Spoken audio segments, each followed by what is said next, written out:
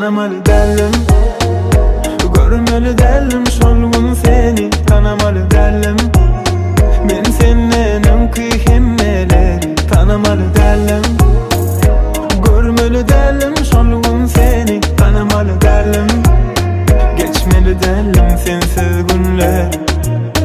Seni sevip düşündüm, gerekten başkalık bana.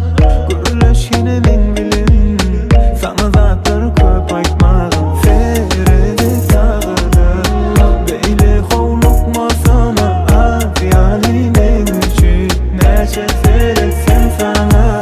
Onu doyum geçelim, geçelim. Sonra cennet, yine yitirmerim seni. Yakalayamam seni, tanımalı derdim. Görmeli derdim solgun seni, tanımalı derdim.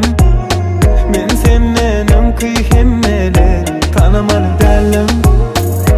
Görmeli derdim solgun seni, tanımalı derdim. Geçmeli derdim sensiz günler.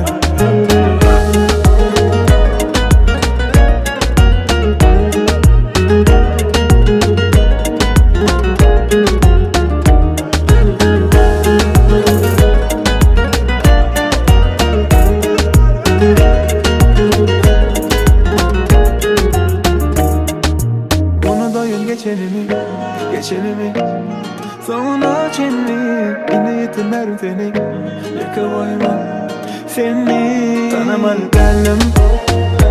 Görmeli derdim solgun seni, tanımalı derdim. Ben senden kıymeleri tanımalı derdim. Görmeli derdim solgun seni, tanımalı derdim. Geçmeli derdim sensiz günler.